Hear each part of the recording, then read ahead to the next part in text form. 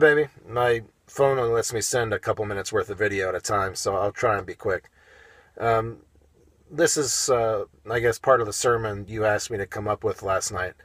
And one of the things that I found is in Proverbs. It reads, "The heart plans its way, but the Lord establishes its steps." And that can be summed up best, I think, in the parable of the tree. Jesus and his disciples are walking through this field. It's getting late in the day, and they're getting hungry and searching for shade. And this little tree is out in the middle of nowhere, but it doesn't have any fruit on it. It has no shade. And Jesus gets kind of pissed at it and says, "From this day forward, you will not bear any more fruit. You will not bear any comfort." So the quote is, they will bear no comfort under its leaves, I believe is what it says. And his disciples kind of look at Jesus' back as he's walking away and says, "What in the heck is that all about?" And a few weeks later, they're back in that same field, and there's that tree again, and it's drooping.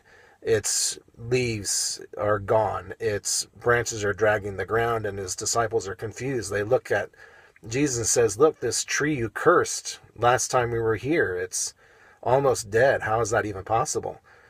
And without missing a beat, Jesus kind of looks at the tree and almost hugs it as though it were an old friend and says, "From this day forward, you will bear fruit.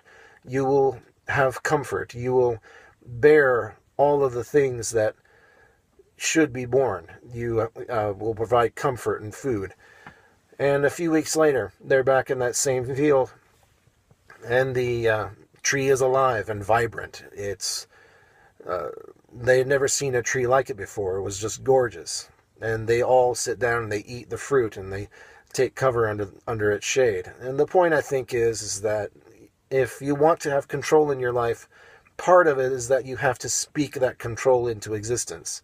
You have to be willing to look at your life and say, "I am going to walk these steps because it is a choice to walk them.